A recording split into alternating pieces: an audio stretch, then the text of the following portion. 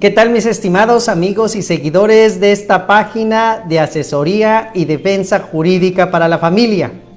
Ya estoy aquí de nueva cuenta con ustedes, soy el licenciado Edgar Martínez Cruz y estamos dando inicio a una sección más del mundo del derecho familiar. Como ustedes saben, siempre mi agradecimiento total y a cada uno de ustedes el que me permitan llegar hasta sus hogares, hasta sus oficinas, hasta donde el lugar que se encuentren, con el fin de difundir lo que hemos denominado la cultura jurídica.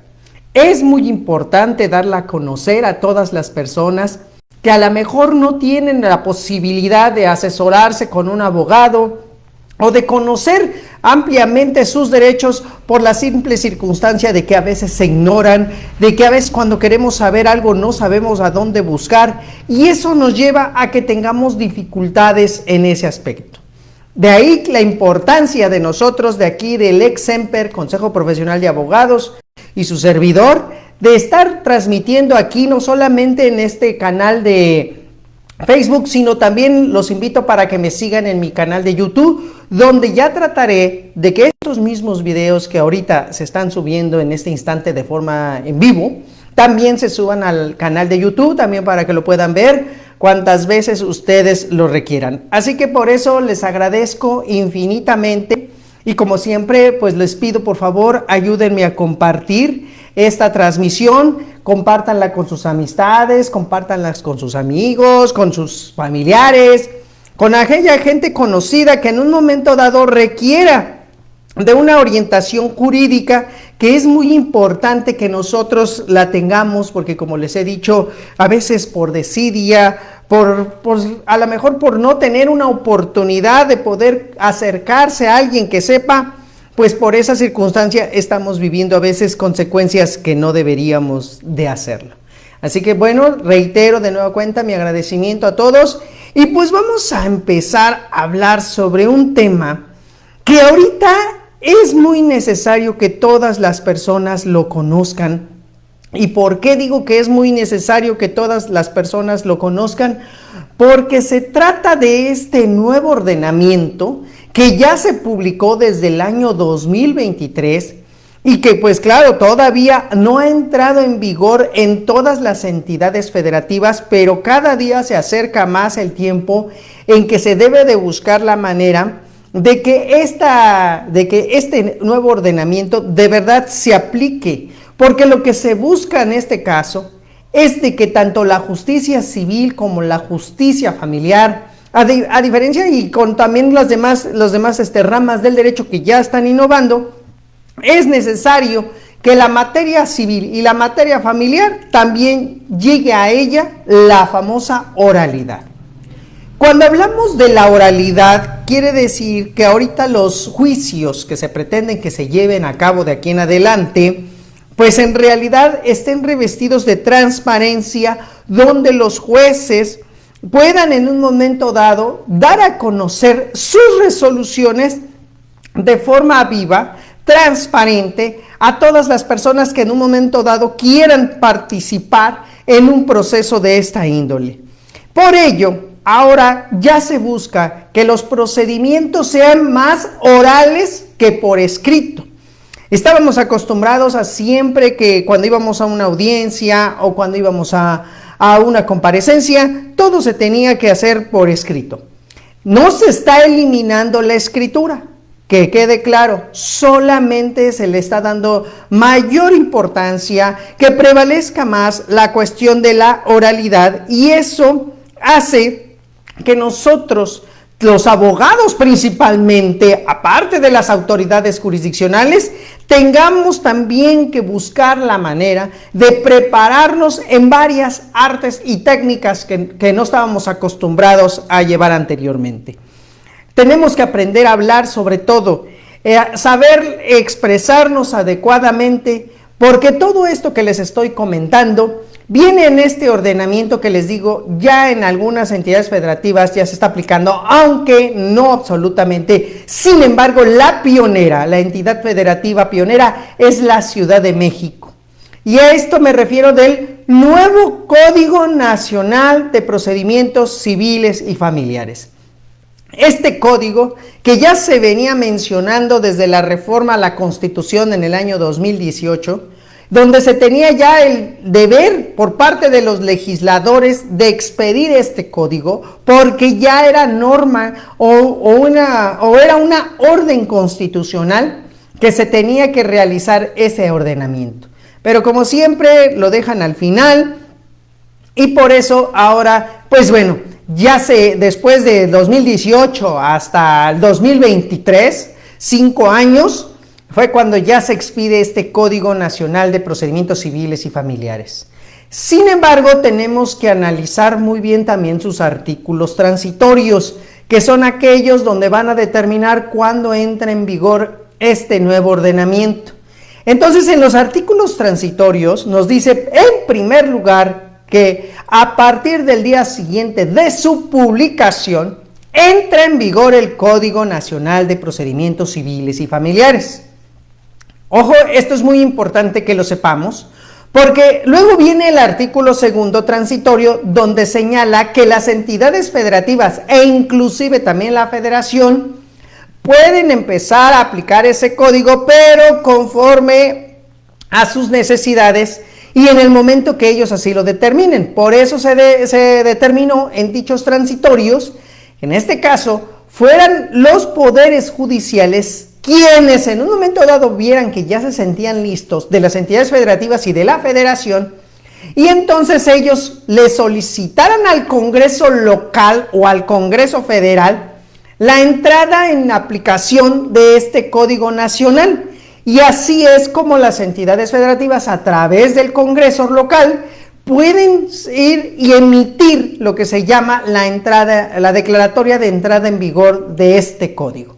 Por eso les digo que la primera entidad federativa que llevó a cabo esta declaratoria de entrada en vigor fue la Ciudad de México. Hasta ahorita es la única entidad federativa que está aplicando el Código Nacional. Y esto se los comento porque cuántas preguntas inclusive me hacen colegas abogados, donde me dicen, oiga, en el Estado de México ya entró en vigor, oiga, en el Estado de Morelos ya entró en vigor, oiga, en el Estado de Oaxaca ya entró en vigor. No, señores, todavía no se aplica en las demás entidades federativas.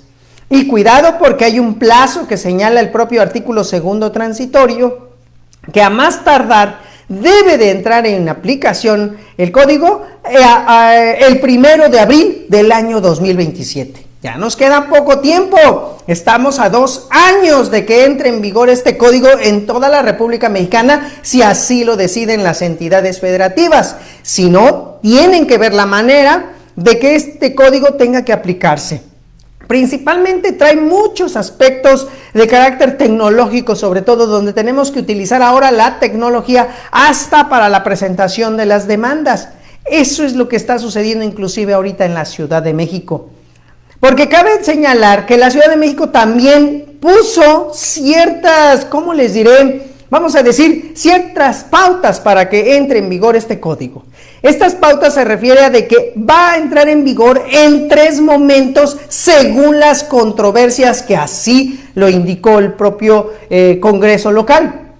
En este caso, se supone que había 3 fechas establecidas para la entrada de aplicación del Código Nacional en la Ciudad de México. La primera ya pasó, fue el 1 de diciembre del año pasado, 2024, donde entró la primera fase del propio Código Nacional. Y se tiene todavía programado, y digo todavía porque al parecer va a haber modificaciones, se tiene programado que para el 1 de junio de este año 2025 entre la segunda fase de las controversias que se estén mencionando para la entrada en vigor del Código Nacional de Procedimientos Civiles y Familiares. Y también se tiene programada para el 15 de noviembre la tercera fase de aplicación de este código. Les digo que, pues mientras no se modifique, porque ya se dio cuenta el Poder Judicial de la Ciudad de México que no es fácil implementar este código, máxime cuando nada más permiten que entre en vigor, pero no se tienen los elementos materiales que se requieren, así como el elemento humano que también se requiere para que este código entre en aplicación. Por esa situación, pues ahorita se está viviendo esa cuestión. Ya han visto que se están desapareciendo juzgados del proceso escrito, están creándose juzgados de proceso oral, están en esa situación, y ese es el problema que ahorita está generándose porque no se tiene también el presupuesto necesario para implementar las salas de oralidad, por ejemplo. Esas salas donde ahora ya se van a hacer como estamos acostumbrados a veces a verlas en las series televisivas, donde ya pues está el juez en medio, las partes a un lado, uno del lado izquierdo, uno del lado derecho, el secretario judicial dando fe de lo que está sucediendo en la audiencia y todo el público en la parte de atrás. Ahorita todavía nos limitan la entrada a las audiencias porque todavía tienen el temor del virus del COVID, y pues bueno, no tan fácilmente dejan entrar a todas las personas en las audiencias. Pero bueno, se supone que se debe de cumplir con un principio que está establecido en el propio artículo 7º del Código Nacional, que es el principio de publicidad, en donde todas las actuaciones de la autoridad jurisdiccional deben de ser transparentes. Bueno, pues esto es lo primordial que ahorita tenemos que estar viendo, porque es algo real, pero como les estaba diciendo, el Código Nacional en la Ciudad de México ya entró en aplicación. Y para empezar, en materia familiar, digo casi, porque todavía faltan algunas controversias, pero casi todas las controversias se van a manejar en vía de oralidad conforme al Código Nacional. En este caso, pues estamos hablando de alimentos, pérdidas de la patria potestad, guardas y custodias, el régimen de visitas y convivencias, cuestiones de jurisdicción voluntaria, inclusive pues declaratorias de identidad, salidas de menores del país, todas las cuestiones que tengan que ver con la materia familiar es las que entraron en aplicación a partir del 1 de diciembre, excepto el divorcio. En materia de divorcio se va a seguir llevando conforme a las reglas establecidas en el Código Procesal Local, pero a partir del 1 de junio, si es que no hay modificación, se tiene planteado que entra en vigor las cuestiones del divorcio. Y en materia sucesoria se tiene programado que para el 15 de noviembre de este año, también 2025, es cuando va a entrar en aplicación. Pero bueno, como ahorita el tema que nos está trayendo aquí es el de alimentos, quiero tratar con ustedes esta situación porque es muy interesante en muchos aspectos el nuevo procedimiento que se va a llevar y que en un momento dado nosotros como colegas abogados debemos de conocer, tanto el justiciable como también nosotros. Una de las cuestiones más importantes desde el punto de vista práctico que ahorita está sucediendo es de que las demandas ya no se presentan de forma física, como estamos acostumbrados de presentarla con sus copias de traslado para que en un momento dado se le notifique a la otra parte y de esa manera se le entreguen las copias también de traslado. Pues actualmente, conforme a lo que dispone el Código Nacional y la Ciudad de México, las demandas ahora se van a presentar de forma electrónica. Es decir, vamos a tener que presentar la demanda, o sea, hacerla, redactarla, pero el cliente es el cliente el que tiene que ir ante el Poder Judicial local y tramitar su firma electrónica. O si tiene la firma electrónica del SAT o si tiene la firma electrónica del Poder Judicial Federal, esa también va a servir para poder presentar las demandas. Pero la mayoría pues de la gente, cuántas controversias tienen, por ejemplo en materia familiar, pues no todos los días se están divorciando, no todos los días, una sola persona, no todos los días está reclamando alimentos o no todos los días está defendiendo de las demandas que le puedan estar entablando. A veces nada más se presenta una controversia en su vida y por eso tienen que enfrentar el tener que contratar pues un abogado y tener que llevar su juicio ante el propio Poder Judicial. En este caso, pues para poderse presentar la demanda, y es necesario, no nos queda de otra, abogados. Es más, para los que son abogados de otras entidades federativas y si les toca un asunto familiar que tengan que venir a ventilarlo a la Ciudad de México, sepan de antemano que tienen que tramitar la firma electrónica si es que su cliente no tiene ni la del SAT ni la del Poder Judicial Federal. Pueden tramitar, venir físicamente aquí a las sedes del Poder Judicial, en este caso de los juzgados familiares y de los juzgados civiles que están por Avenida Patriotismo, ahí se tramita precisamente la obtención de esta firma, donde tienen que llevar, inclusive en una USB y también de manera física, entre otros documentos, principalmente su credencial de lector, deben de llevar también su CURP, que deben de manejarlo, en algunos hasta creo que el acta de nacimiento también se los piden, pero bueno, tienen que llevar esos papeles, tanto electrónicamente, o sea, en una USB, como también lo tienen que llevar de forma física para que hagan el cotejo correspondiente. Y ya se les va a entregar en esa misma USB su firma electrónica, y esa firma es la que nos va a ayudar a nosotros como abogados poder presentar las demandas correspondientes, o la demanda correspondiente, estamos hablando de la materia familiar. Entonces, ahorita, por ejemplo, en materia de alimentos, la persona que quiera reclamar alimentos es necesario que vaya y tramite su firma electrónica para que de esa forma pueda presentarse la demanda también por ese medio. Y ya una vez que el juez admite la demanda y en su caso, pues ahí señala si cumple con todos los requisitos, entonces ya va a notificar al demandado. Algo muy interesante también que se está presentando en esto de notificar a los demandados. Ya no se les va a entregar de forma física las copias de traslado. ¿Qué son las copias de traslado? Son las copias de la demanda y de todos los documentos que se anexaron a esa demanda, en la cual, como estaban acostumbrados, iba al actuario, le notificaba en su domicilio al demandado y le entregaba esas copias de traslado.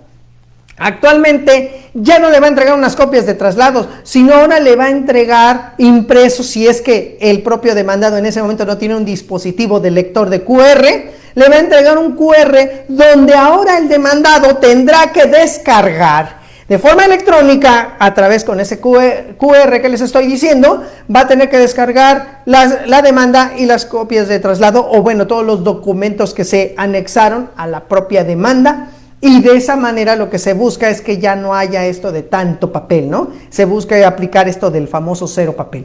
Pero vean qué cosa tan más interesante, o sea, tenemos que adaptarnos a las nuevas circunstancias. Entonces tenemos que decirles a nuestros clientes que ahora tienen que tramitar su firma electrónica. Por eso les digo ahorita, la demanda, sí, se tiene que cumplir con los requisitos que establece, en este caso, el artículo 235 del Código Nacional, donde se tiene que, como ya conocíamos anteriormente. Y sobre todo, ahora nosotros como abogados nos están pidiendo que cuando se traten de asuntos donde tenga que ver derechos de la niñez, niñas, niños y adolescentes, debemos de ser abogados especializados en ello. Claro, el código no dice los abogados, dice la defensa debe de ser especializada, pero desde el punto de vista práctico, pues los defensores somos los abogados que nos dedicamos a postular en materia familiar o en materia civil o en alguna otra materia, pero en el caso particular, ahora se nos está pidiendo que que seamos defensores muy especializados en este ramo. Ya ven que hubo un problema al principio de que se decía que entonces, pero ¿quién es el que va a determinar la especialidad de estos abogados? O sea, ¿tengo que estudiar una especialidad en una universidad? ¿O es el tribunal al que tengo que acudir a sus cursos? ¿O cómo va a ser esto de que nos puedan determinar quiénes vamos a ser posibles abogados defensores cuando tenga que ver con derechos de la niñez? Actualmente, hasta donde nosotros tenemos entendido, se ha determinado por parte de los poderes judiciales de toda la República Mexicana que en este caso de la defensa especializada, basta con que el abogado manifieste bajo protesta de decir verdad que tiene los conocimientos suficientes sobre esa materia, además de que ha ejercido desde tanto tiempo única y exclusivamente sobre ese rubro y por eso tiene la capacidad suficiente para llevar a cabo esa defensa. Entonces ahora basta con una manifestación bajo protesta de decir verdad y así es como nosotros podemos comparecer en las audiencias. Pero bueno, aquí también hay un problema para nosotros como abogados, porque estamos manifestando bajo protesta de decir verdad. Cuando se inicia la audiencia nos protestan y ahora también protestan a los abogados, no solamente las partes, como antes nada más a las partes protestaban conducirse con verdad. Ahora también los abogados. Por eso les digo que si en dado caso se llegara a presentar una situación en donde el abogado no da una donde el abogado no sabe ni qué está haciendo ahí, que no es a su materia y se atrevió a llevar un asunto, cuidado, porque tanto puede llegar al caso de que el juez ordene la revocación de ese abogado porque no conoce, o abogada que no conoce sobre esa materia, y en dado caso hasta le pueden dar vista a la gente del Ministerio Público adscrito a ese juzgado, porque puede estarse dando el delito de falsedad en declaración. Y claro, ¿cómo no se puede llegar a dar el delito de falsedad en declaración si nosotros mismos estamos protestando y diciendo que somos especialistas en ese ramo? Así que hay que tener cuidado, abogados, cuando hagamos esa manifestación. Si definitivamente no conocen del sistema jurídico familiar o hasta civil, tengan mejor la suficiente honradez y decir, no llevo este asunto, mejor busco a un colega que se encargue de este asunto, o llévenlo en conjunto, pero no se atrevan a aventurarse a algo de lo que no están capacitados. Así que tengan mucha precaución en ese aspecto. Entonces, como les digo, ya en este caso, el juez pues va a poder ya recibir la demanda de esa manera electrónica.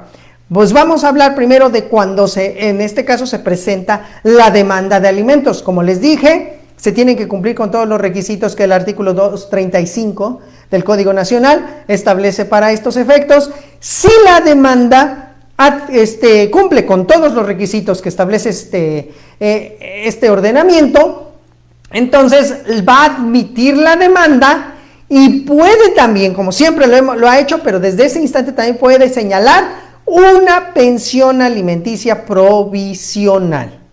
Y aquí es donde empieza esta situación de la pensión alimenticia provisional. Para empezar, sabemos que el juicio de alimentos, en principio, pues es como un juicio normal, un juicio también ordinario de los que se están llevando a cabo en otra materia, es un juicio. Sin embargo, como se está tratando la cuestión de los alimentos, estos son de orden público. Y también estos alimentos, aparte de ser de orden público, me refiero de que tiene que ver la autoridad que de verdad se cumpla con esa situación de proporcionar alimentos a quien lo necesita. Entonces también la autoridad tiene que ver que se justifique que de verdad se necesitan esos alimentos. En este caso, por ejemplo, si es un menor de edad, por el simple solo hecho de ser menor de edad, se acredita con su acta de nacimiento que tiene el vínculo con el deudor alimentario, y desde ese instante se ve la necesidad que se tiene que cubrir de alimentos. Por eso el juez tiene que fijar una pensión provisional, que esta va a durar, o esta se va a fijar durante el tiempo que dure el procedimiento. Es decir, esa es la vigencia de la pensión alimenticia provisional. Yo sé que en la práctica muchos han dicho, no, pero pues bueno, a veces la pensión provisional es la misma que sale en sentencia definitiva durante el juicio, así que pues casi podemos decir que esa es la pensión que se va a fijar. Cuidado con esta situación, porque conforme a lo que dice el Código Nacional de Procedimientos Civiles y Familiares, para empezar, una vez que el juez admite la demanda, fija la pensión alimenticia provisional. Y aquí vamos a ver dos aspectos que el mismo código nos está señalando.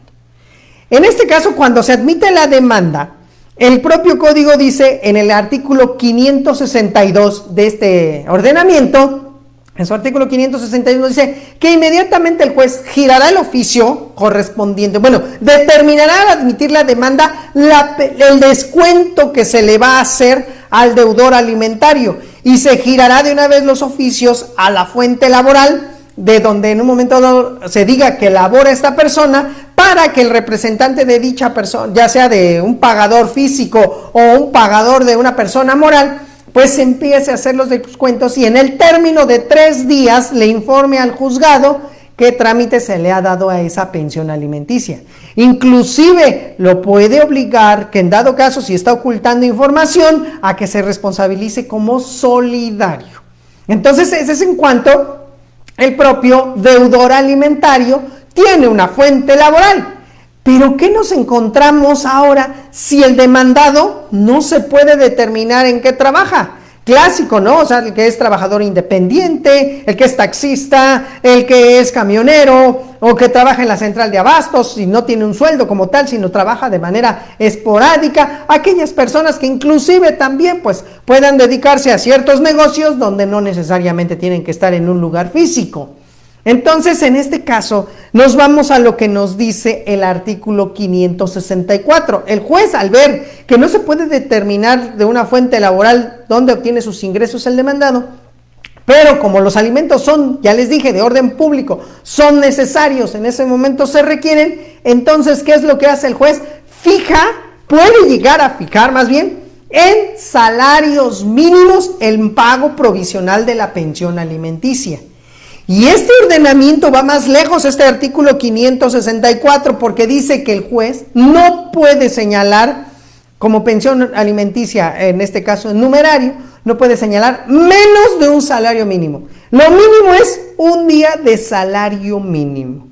Ha habido en algunas entidades federativas, a mí me ha tocado, donde a veces los jueces consideran de que, bueno, no des un día de salario, da un cuarto o da un medio de salario, porque pues se puede entender según las circunstancias del caso. Pero en esta situación, aquí el Código Nacional es tajante, se tiene que dar mínimo un salario mínimo, no se puede pedir menos o no se debe de dar menos. Estamos hablando de pensión alimenticia provisional. Por eso a veces hay que tener cuidado para los acreedores alimentarios, a los deudores alimentarios, deben de tener cuidado. ¿Por qué? Porque luego les pueden fijar hasta 2 salarios mínimos, y recordemos que ahorita el salario mínimo sí está un poco alto, cada año sí aumenta, porque ya dejó de ser un referente para las sanciones y para las cuestiones de orden administrativo. Entonces ahora sí cumple su función de ser pues una forma que se tiene el trabajador para obtener lo propio, para tener lo mínimo para sobrevivir. Entonces cuidado, porque aquí se puede llegar a establecer 2 salarios mínimos, y a lo mejor ahorita el salario mínimo al mes equivale casi a 7,500, pero imagínense, si te ponen 2, estaríamos hablando de 15,000 pesos para arriba. Así que hay que tener cuidado para mejor, hay que buscar la manera de negociar, hay que buscar la manera de encontrar la solución, porque muchos no se atreven ni siquiera a atacar la pensión alimenticia provisional. Y en el caso del Código Nacional, sí lo permite. Hay una disposición que da a entender de que aquella persona que en un momento no esté de acuerdo o que no se pueda determinar adecuadamente la pensión alimenticia, o esta es muy alta, en este caso se puede tramitar vía incidental esa situación de que el juez a lo mejor fijó una pensión muy alta y se necesita su modificación en base a la capacidad económica del deudor. Ojo, yo sé que también muchos me van a decir, sí, licenciado, pero entonces, ¿dónde queda la audiencia preliminar?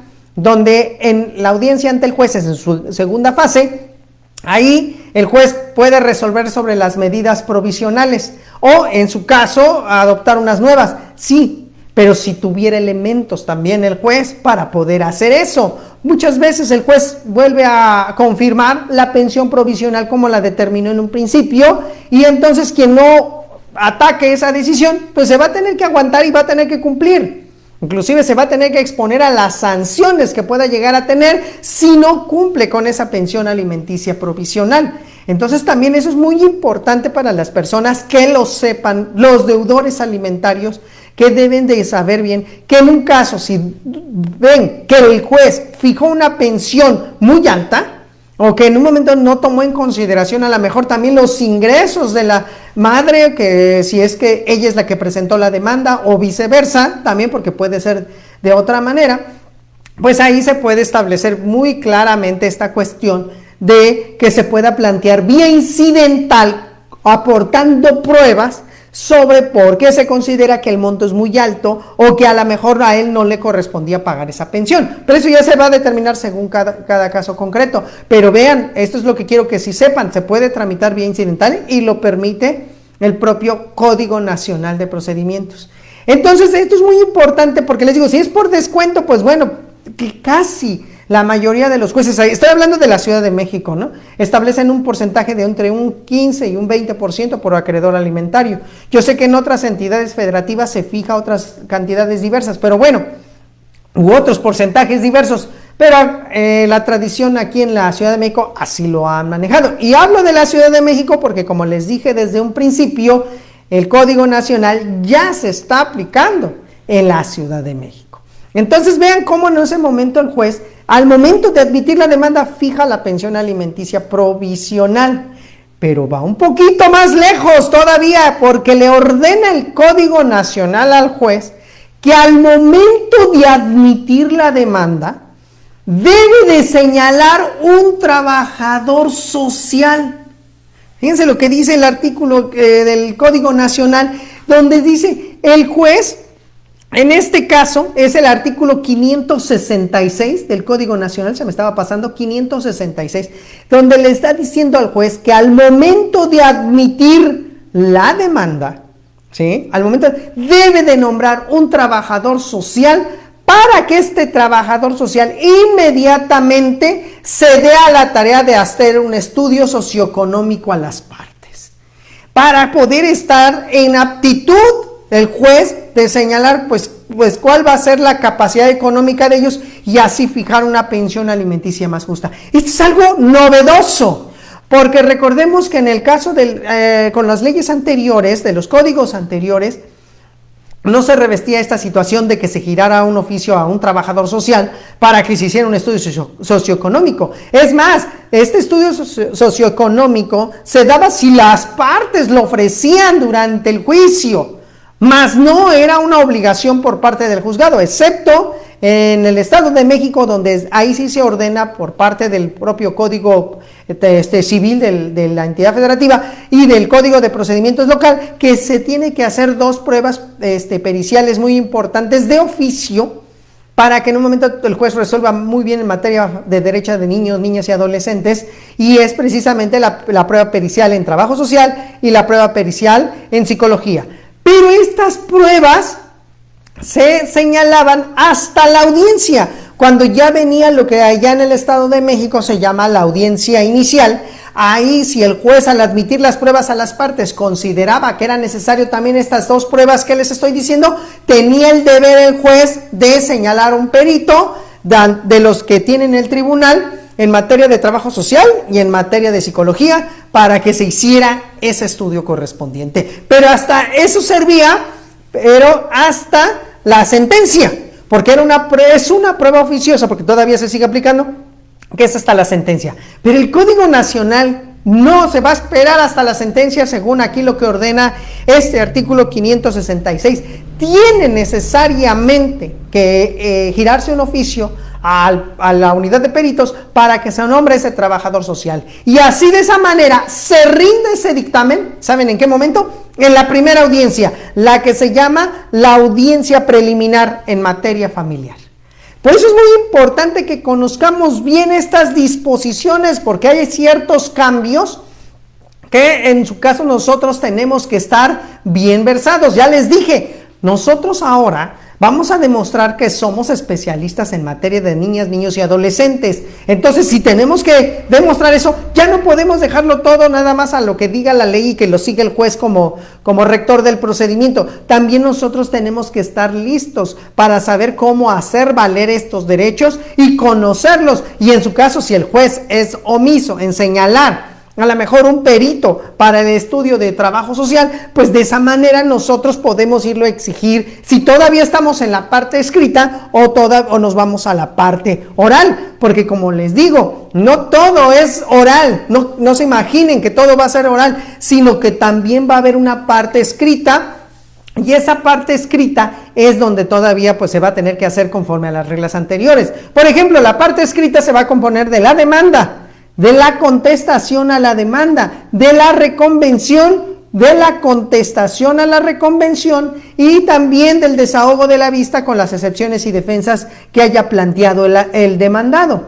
Entonces, en este caso tenemos que conocer también bien la estructura del procedimiento, porque independientemente de que conozcamos el derecho sustantivo, sobre todo debemos de conocer el derecho adjetivo. Y aquí les estoy comentando, por ejemplo, desde la demanda, esta es la actitud que debe de tomar el juez. Esa es la actitud que debe de señalar, de que inmediatamente se debe fijar una pensión provisional y ya les dije, si es por medio de descuento porque tiene trabajo, pues adelante. Y si es por medio de cuestión económica, por dinero, no puede ser menor a un salario mínimo. Así que ahí están los fundamentos que les estoy dando conforme a lo que establece este ordenamiento.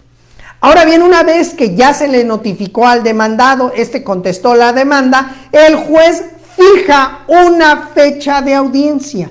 Esta audiencia es la que ya va a ser de forma verbal. Ahora sí, se acabó las cuestiones escritas. Ya todas las promociones, peticiones, lo que tengan que solicitar, se tiene que hacer de forma oral en las audiencias.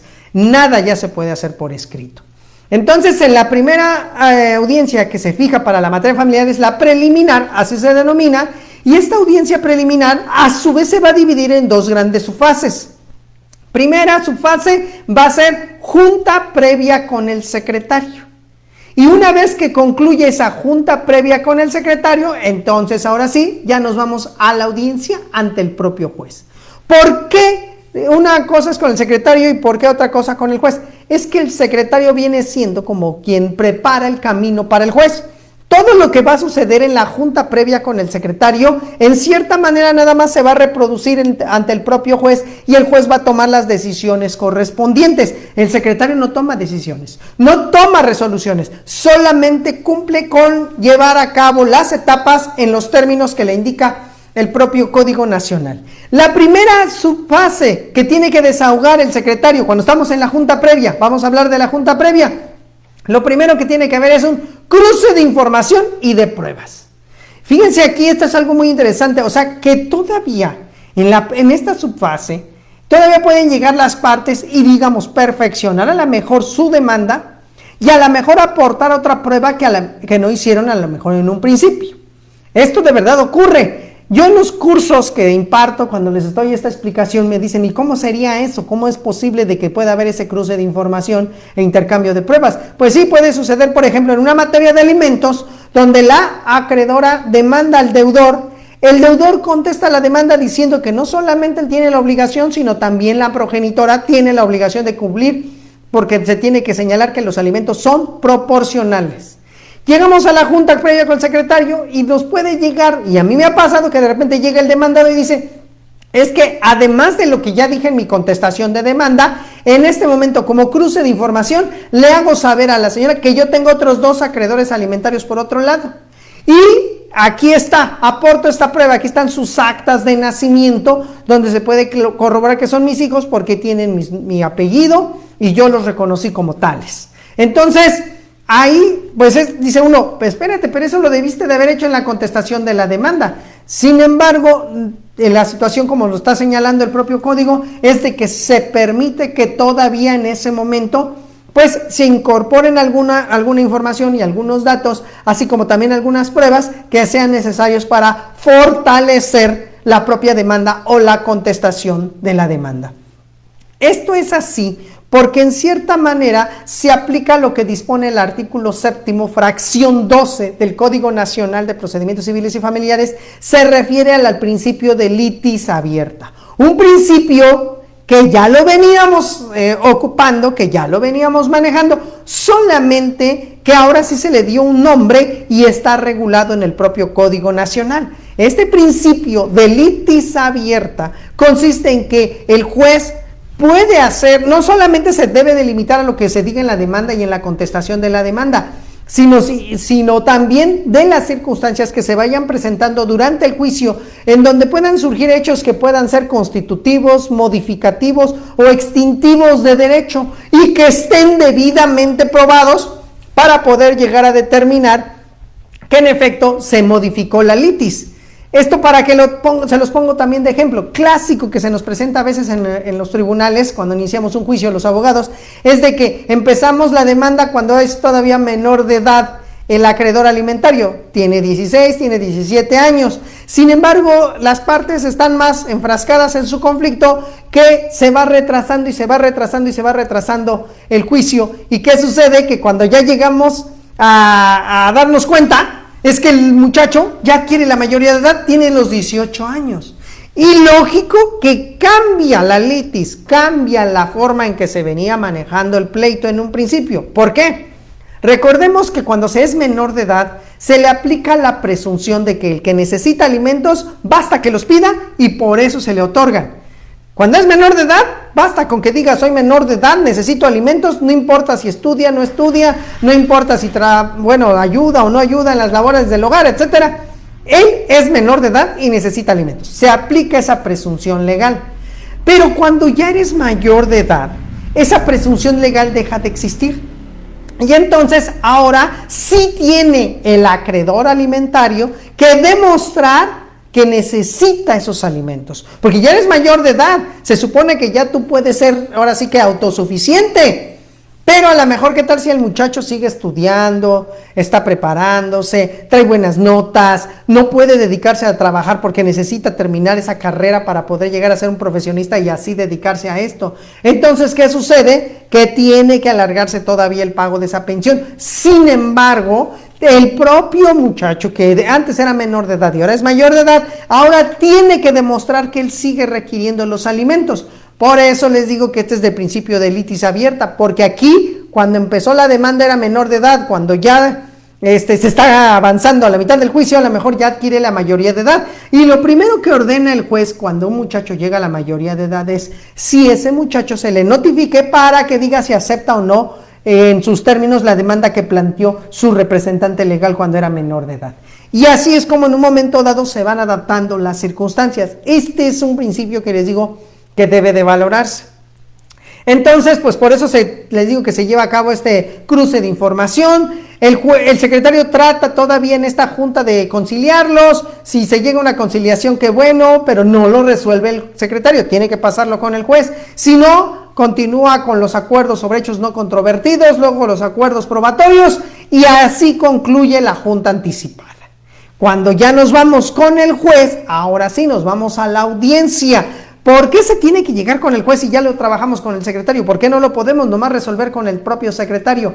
Porque el secretario, recuerden que es nada más un funcionario del propio juzgado. El juez es el que tiene que estar directamente en la audiencia y captar los medios de prueba. Y esto es lo que por eso se cumple con el principio de inmediación. Se tiene que cumplir con ese principio de inmediación, tal como lo ordena el artículo 7º del Código Nacional. Deben de saber manejar este ordenamiento, deben de conocerlo, porque tenemos que saber combinarlo y en su caso hacer una interpretación sistemática de este ordenamiento, porque nos tenemos que basar en las diversas normas que están ahora reguladas en ese ordenamiento. Entonces el juez inicia con la fijación de la litis de nueva cuenta, va a determinar cuál va a ser ahora sí el pleito. Luego nos vamos a la etapa de depuración del procedimiento, donde el juez va a analizar si hay excepciones procesales que impidan la continuación del asunto. Si no, continuamos con la siguiente, la aprobación del convenio, si es que hubo convenio ante el secretario. Si no, en ese momento el juez vuelve a exhortar a las partes para que traten de resolver su conflicto. No se resuelve el conflicto, se sigue avanzando. Entonces ahora sí entramos a la revisión de los acuerdos sobre hechos no controvertidos y posteriormente el juez va a determinar también sobre los acuerdos sobre hechos, sobre los acuerdos probatorios, las pruebas que en un momento dado van a decidir las partes si continúan o no desahogando. Una vez que concluye esto, ahora sí, el juez se va a la fase de admisión y calificación de los medios de prueba, donde las partes ya una vez que ofrecieron sus pruebas van a determinar, el juez va a determinar si las admite o no las admite, las desecha o previene en ese instante para que perfeccionen su ofrecimiento, y si no lo hacen en ese instante, se puede determinar su inadmisión. Así que deben de estar listos todos, colegas abogados, de que de verdad hayan ofrecido sus pruebas como era debido. Ya una vez que ya concluimos esta parte, ahora sí el juez va a hacer lo que se llama la revisión de medidas provisionales y órdenes de protección. En esta etapa, el juez va a decidir si las medidas que ya otorgó siguen vigentes, o las modifica, o a lo mejor señala unas nuevas. Todo va a depender del caso concreto en este caso. Y ya una vez que se admiten las pruebas y revisan las medidas provisionales, ahora se fija la audiencia de juicio. Y en esta audiencia de juicio es donde ahora sí se va a llevar lo que se llama, bueno, las fases, rápidamente se les digo. La primera fase va a ser en los alegatos de apertura, donde el abogado tiene que exponer ante el propio juez por qué en un momento dado está haciendo esa demanda, en qué hechos la sustenta, cuáles son sus medios de prueba que ofrece, así como también el ordenamiento jurídico que se ha invocado. Esto es lo que le llama la materia familiar teoría del caso también. Entonces es cuando se expone la teoría del caso en los alegatos de apertura, tanto de la parte actora como de la parte demandada. Una vez que ya se presentaron los alegatos, que no debe durar más de 10 minutos, ahora sí nos vamos al desahogo de las pruebas en particular.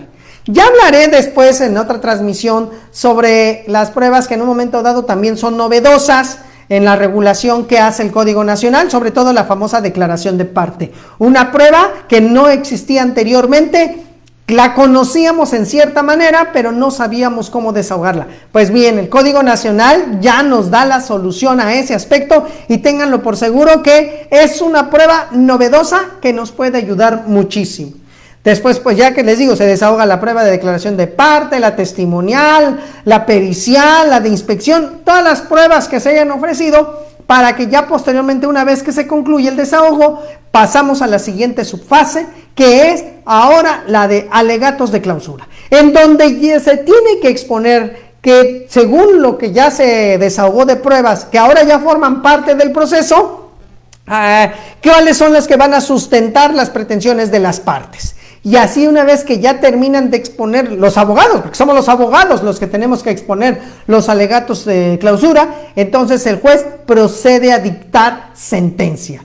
En principio la ley ordena que debe dictar sentencia ese mismo día.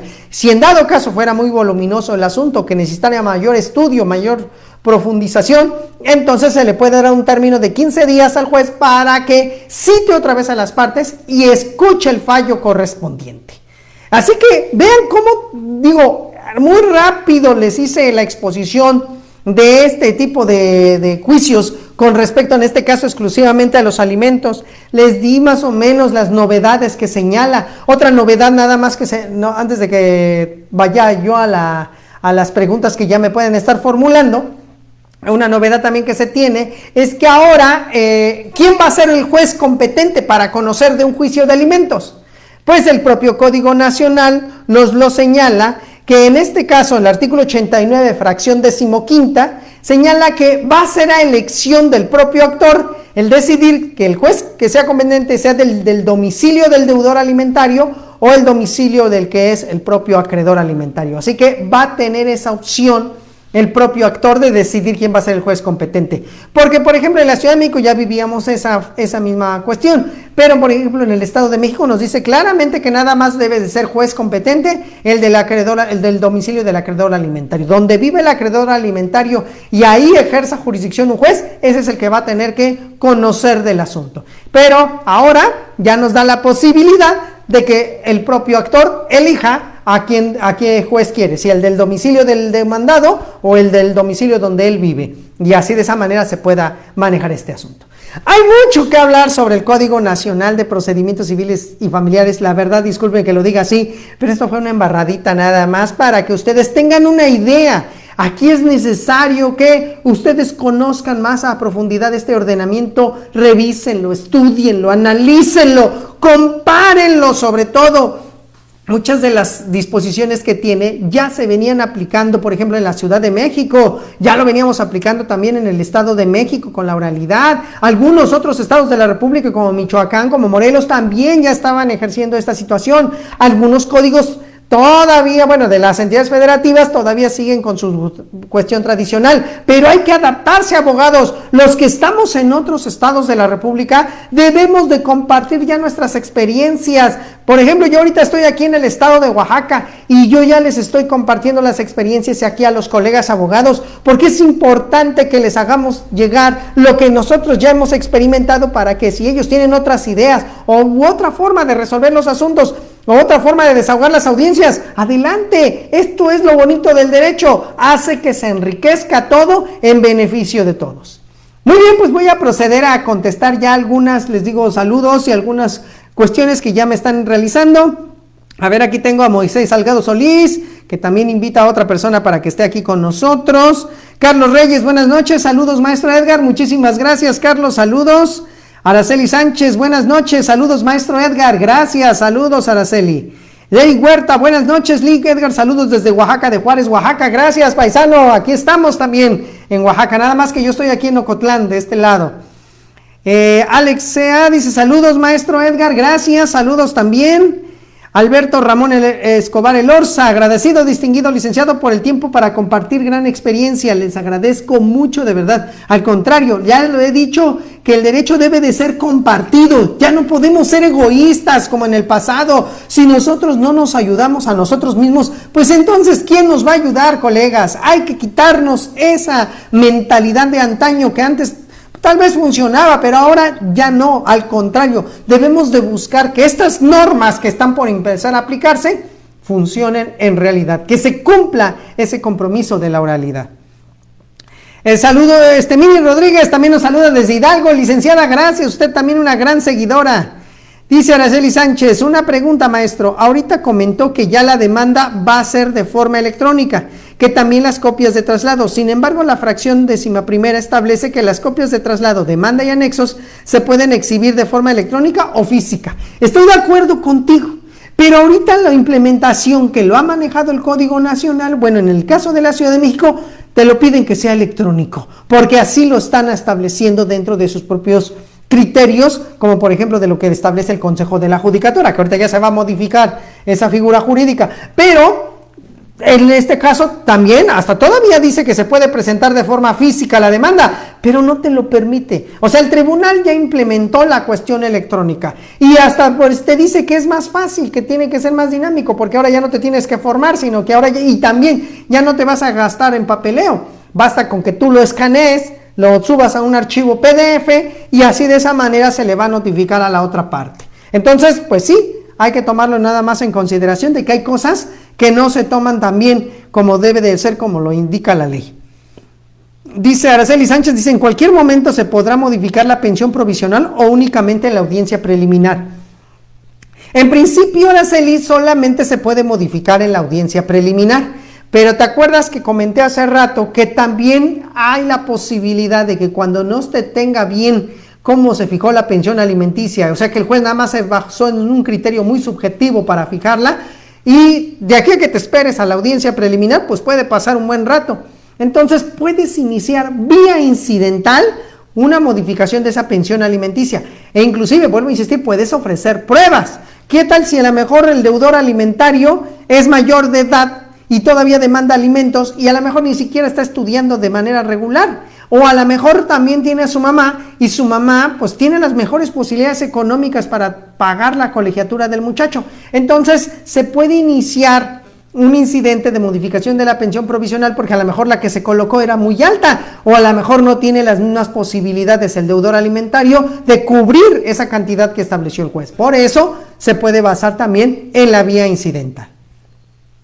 José Luis Villalba, ¿qué pasa si después de 20 años no se cumplió con el convenio? Pues si no se cumple con el convenio, me refiero, si no paga, pues claro que los alimentos se pueden llegar y exigir el cumplimiento de ese convenio y el pago de todas las pensiones caídas que en un momento dado se dejaron de otorgar. Solamente aquí les dejo un comentario que deben de ustedes conocer.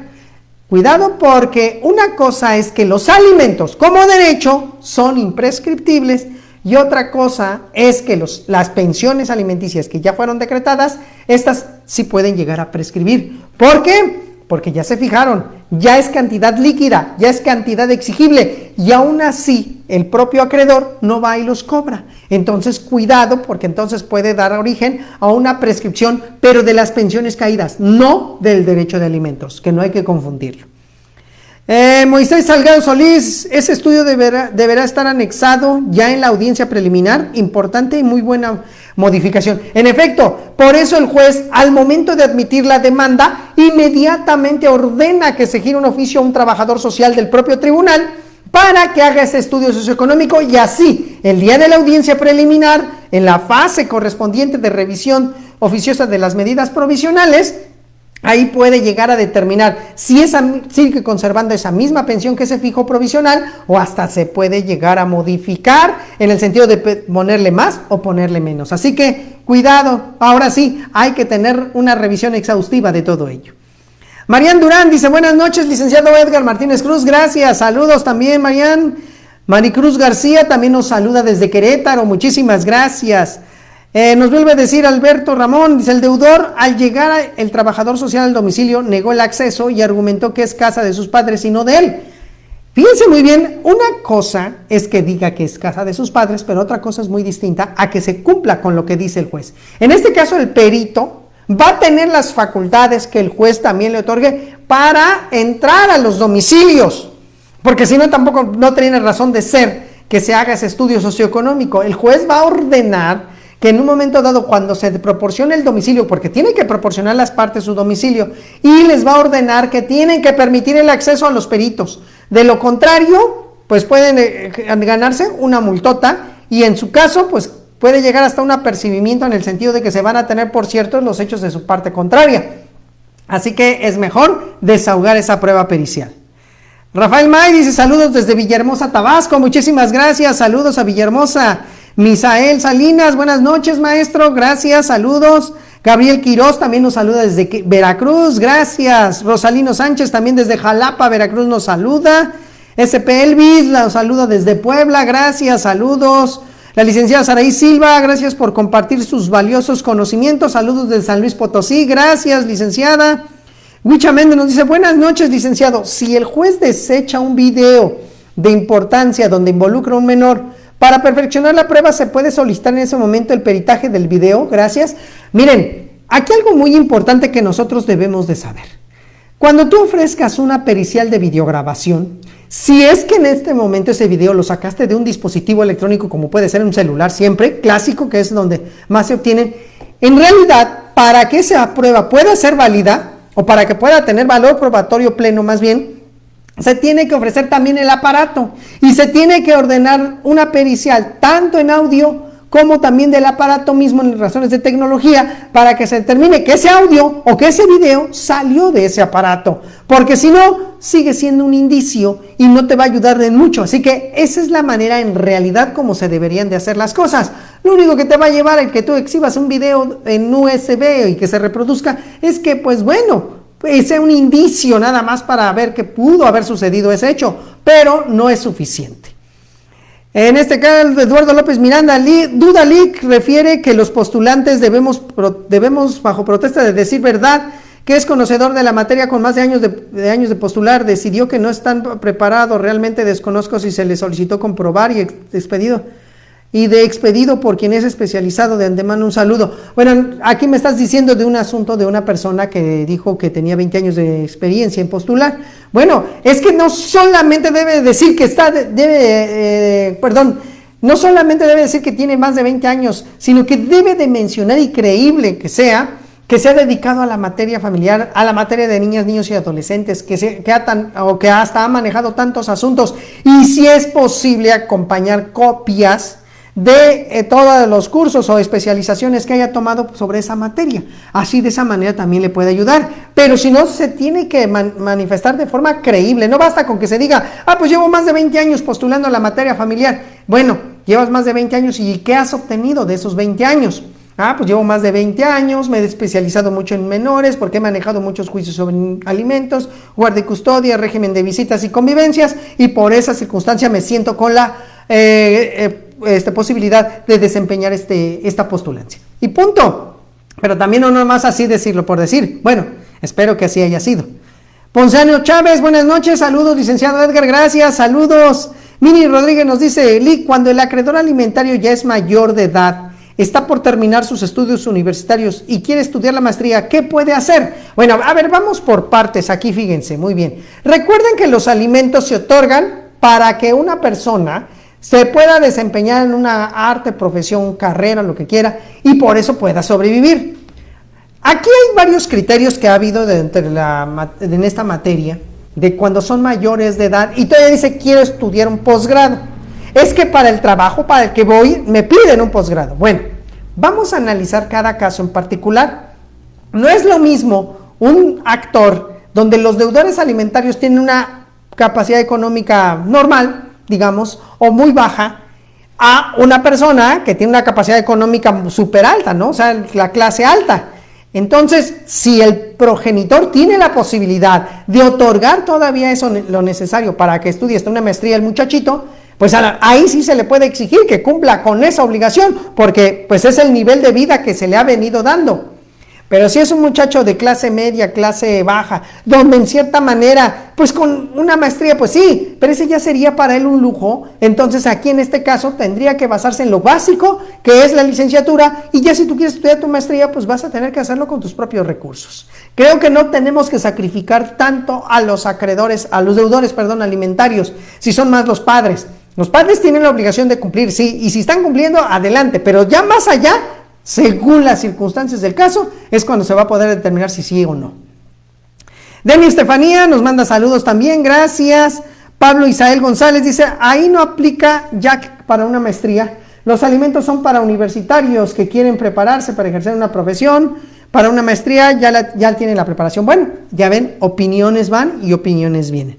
Susana Esca dice, saludos Liz de Tizayuca Hidalgo, gracias, saludos. José Luis Villalba, ¿se puede demandar el incumplimiento del convenio después de 20 años en el caso de repartición de bienes inmuebles? Bueno, se puede, una cosa es el convenio y otra cosa son los bienes, se puede reclamar, claro, pero ahora a ver si hay suficientes bienes para poder cubrirlos. Esa es otra cosa muy distinta. Bernardo Escobedo nos dice, buenas noches desde Monterrey, Nuevo León. Para los que ya pagamos pensión compensatoria desde el 2015, ¿seguiremos igual o se modifica con la nueva ley? Yo tengo definido un porcentaje de mi salario. A ver, no confundamos lo que estoy hablando de pensión alimenticia como deber, que es un deber que se tiene, a una de como compensación, es decir, por el tiempo que el otro cónyuge no hizo nada. Aquí varían las circunstancias. Estamos hablando que conforme al código, nada más los elementos que se deben de tomar en consideración para fijar una pensión más justa. No estamos diciendo que no se deba de dar una pensión u otra. Según lo que ya se estableció, si se modifican las circunstancias, se puede modificar también esa pensión compensatoria, pero todo va a depender de cada caso en particular. Ángel Sánchez dice, buenas noches, Lee, ¿qué pasa cuando la progenitora no cumple con la convivencia y se desconoce el paradero del acreedor alimentista? Bueno, pues ahí se va a tener que hacer una búsqueda, ya sea pedirle al juez que elegir un oficio, no sé, a CAPEA o a varias instituciones que pudieran ayudar en la localización de ese menor. Pero eso es en cuanto nada más para las convivencias, pero tú tienes que dar la manutención porque así se está fijando. Sofía Ramírez, saludos maestros desde Puebla, un placer escucharlo, gracias, saludos. Raquel Ruiz Bello, maestro, buenas noches, ¿dará curso sobre este tema? Pronta, ya lo estoy preparando y en efecto, ahorita voy a anunciar nomás otro curso distinto que estoy preparando para el próximo sábado. Jesús Álvarez de León, saludos maestros desde Oaxaca, gracias paisanos, saludos. Felipe Sánchez también nos saluda desde Tuxtepec, Oaxaca, gracias, saludos y qué bueno que les sirve la información que compartimos. Huicha Méndez nos agradece la respuesta, gracias Huicha, también estamos aquí para servirte. Madol Ram dice, maestro Edgar, buenas noches, muy clara y concisa su explicación, ¿va a dar un curso sobre este tema? Me gustaría tomarlo. Claro que sí, ya lo estoy preparando y va a ser muy largo, van a ver que sí porque se necesita aprender muchas cosas sobre este aspecto. Maricruz García, maestro, ¿promoverá cursos sobre audiencia nuevamente? Claro que sí, también estoy preparando varios cursos sobre esto. José Luis Villalba también nos agradece y Damaso Fabián también nos dice buenas noches desde Tlaxcala. De verdad para mí es un gusto estar aquí con ustedes, me da gusto que les interese el tema y en efecto voy a preparar un curso sobre esto del Código Nacional ahorita enfocado a los alimentos exclusivamente, porque es necesario que conozcamos las particularidades que este Código Nacional va a señalar sobre los medios de prueba, el desahogo, etcétera, y según la controversia es la estrategia que nosotros vamos a adoptar. Por el momento quiero invitarlos al curso que impartiré este sábado 22 de marzo en un horario de 5 de la tarde a 9 de la noche y que será sobre el juicio de prescripción positiva conforme al Código Nacional de Procedimientos Civiles y Familiares. Les aseguro que va a ser un curso de mucho aprendizaje voy a compartirles todas las experiencias que he tenido al respecto. Ustedes también pueden aportar nuevas experiencias. El hecho de que su servidor tenga pues un poquito más de tiempo recorrido no significa que ustedes también no puedan enriquecer más este ordenamiento. Así que los que quieren inscribirse, me mandan mensaje de WhatsApp. El costo es de 500 pesos. Dénganlo por seguro. Van a ser 4 horas riquísimas. Yo la verdad hasta me sigo pasando del horario que establecemos, pero bueno, aquí lo importante es que ustedes se vayan satisfechos y con con conocimiento del tema que se está estableciendo. Muy bien, pues miren, les voy a dar mi número de WhatsApp. Por favor, solamente recibo mensajes de WhatsApp. No puedo contestar llamadas, así que discúlpenme si no les puedo contestar la llamada. Mi número de WhatsApp en el estado de Oaxaca, 951-126-9802. Repito, 951-126-9802. Para la Ciudad de México y Estado de México, 55-38-96-2856. Repito, 55-38-96-2856. Ahora, si quieren escribirme en mi correo electrónico, claro que lo pueden hacer, lex.semper@hotmail.com. Y les pido por favor que me sigan ayudando para compartir este video, compártanlo con sus amistades, todos los que en un momento me sigan en mi canal de YouTube, también compártanlo por favor, denle un clic a la campanita para que así les lleguen las notificaciones cuando sigamos subiendo también transmisiones en el propio canal de YouTube, y también para los que me siguen aquí en la página de Facebook de Asesoría y Defensa Jurídica para la Familia. Les quiero agradecer muchísimo su atención. Cuídense mucho, descansen, aprovechen todavía este último día de puente y no lo olviden que tenemos otra transmisión el próximo viernes con un tema más del mundo del derecho familiar. Tengan excelente noche. Hasta luego.